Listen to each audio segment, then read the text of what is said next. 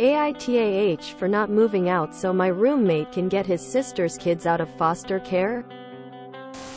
I am not Oop. Oop is you, paint stunning 7529 which is now deleted. Originally posted to our AITAH. AITAH for not moving out so my roommate can get his sister's kids out of foster care? Editor's note.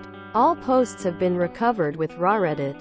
Editor's note number 2. SNAP stands for Supplemental Nutrition Assistance Program. Trigger warnings. Mentions of substance abuse, hostile behavior, verbal abuse, less than, and NBSP. Original post January 13, 2024. My roommate and I rent a pretty nice 2-bedroom apartment together. We pay practically nothing in rent as we have a deal to keep an eye on things and take care of facilities. It's a great deal because it doesn't take more than a few hours a week and we take turns. My roommate's sister lost custody of her kids. 2 girls, 1 boy, and may be facing prison time. My roommate wants to get them out of the foster system since they got put in separate homes. My roommate is their only other family. Their dads aren't in the picture, so there's no one else that can take them in.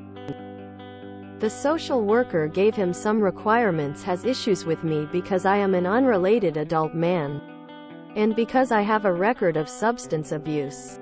Also because of the ages of the kids my roommate needs to have at least 2 bedrooms. He cannot afford a 2-bedroom place except this one because of the great deal we get, which is why he wants me to move out. He says the fact is he needs the apartment more than me. I get that he is in a bad position, but rent is insanely expensive around here. If I moved out, renting even a single bedroom elsewhere would be way more expensive than renting this apartment by myself. I would like to keep living here so I can save money so I can hopefully one day be able to buy a place of my own. That's just never going to happen if I have to pay market rate rent. I was also living here first, so I don't feel like it's fair that I should have to be the one to move. AITAH has no consensus bot, but based on top comments, Oop was NTA. Relevant comments. Melanika, isn't your great deal for rent has a taking care of things condition? I assume having 3 kids at home may be a deal breaker for the landlord anyway.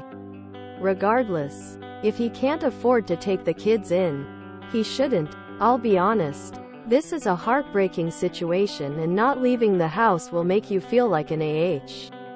But you are entitled to be an AH given the circumstances. Oop, I don't know about the landlord, but the taking care of things doesn't really take that much time at all. Commercial curve 1047 depending on the ages of the kids. Since they are different sexes, they may be required to have separate rooms, so your roommate would actually need a 3-bedroom place. That was the concern when we were contemplating getting some nibblings placed with us.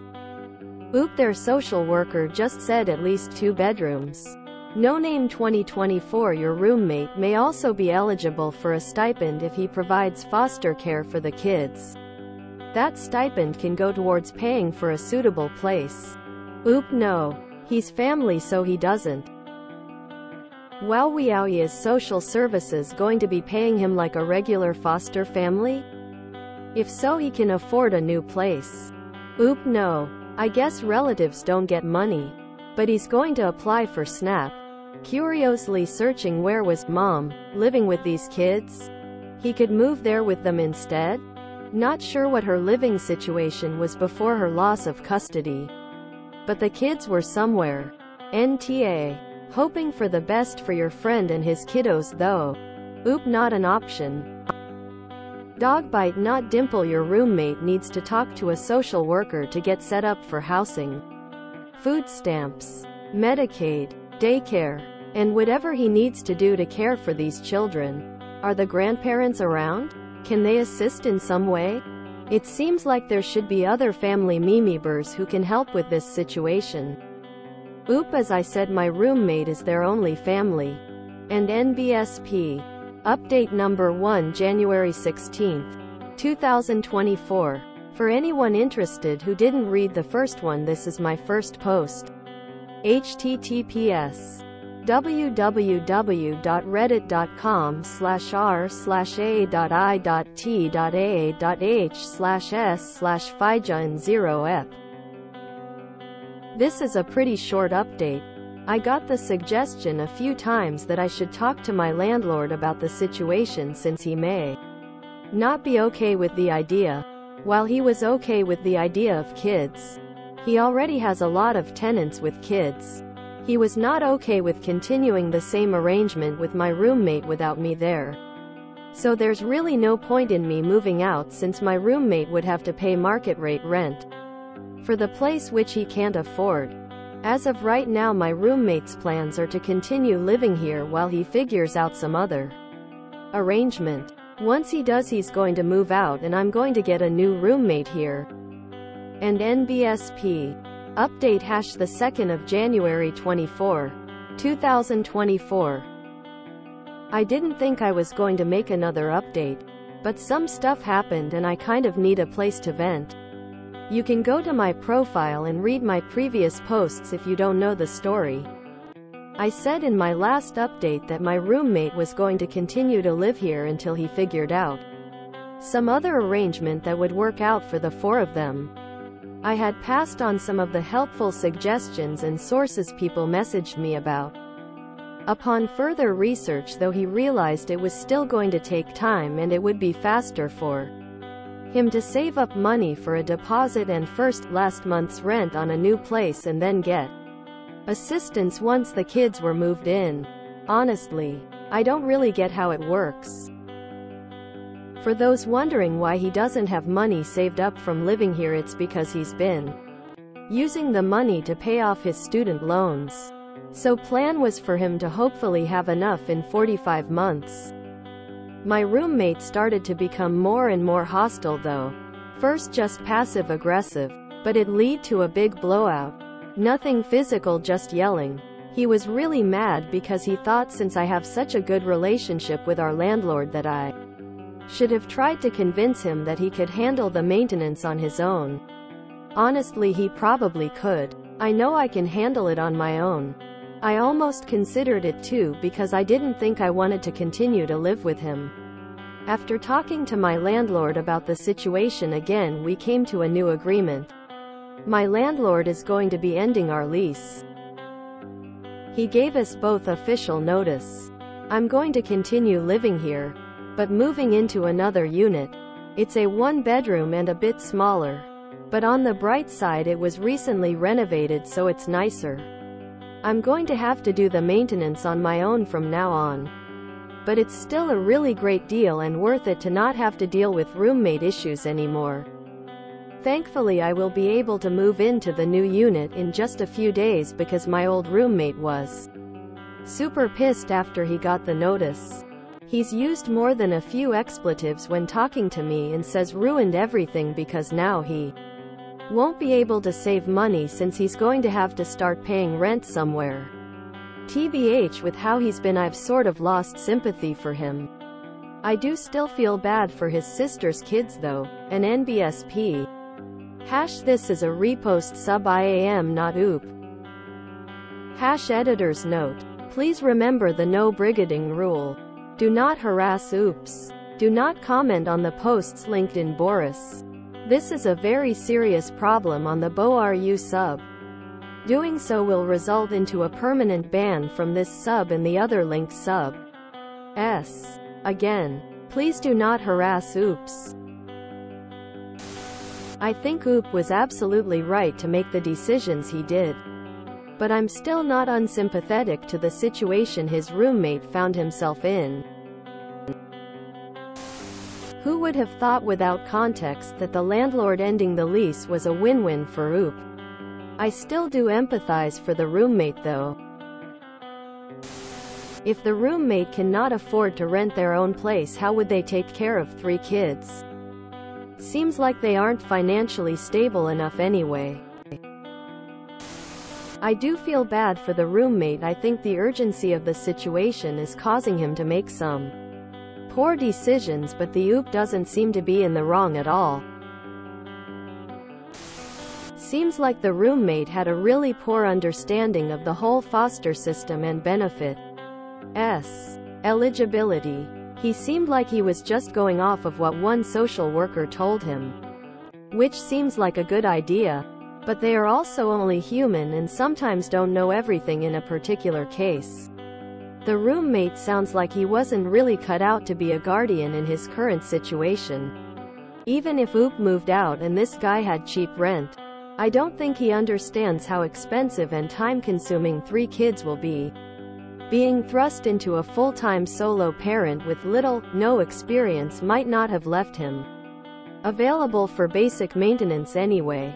I hope he gets himself together enough to get his nibblings out of foster care. But with or without OOP living there, it was going to be an uphill battle. He would have had to pay rent regardless if the OOP moved out.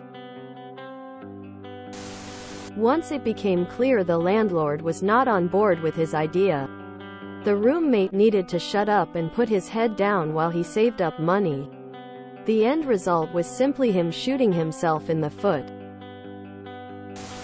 Hello, Americans. What is the difference between an apartment and a unit?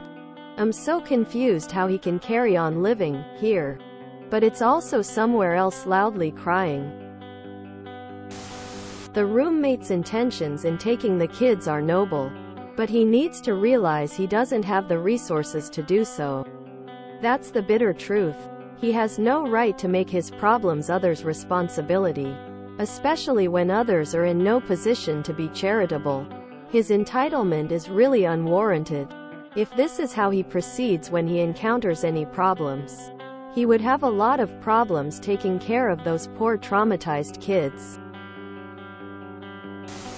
Kind of a sad situation all around. The roommate seems like a piece of work, but the kids are the real victims here.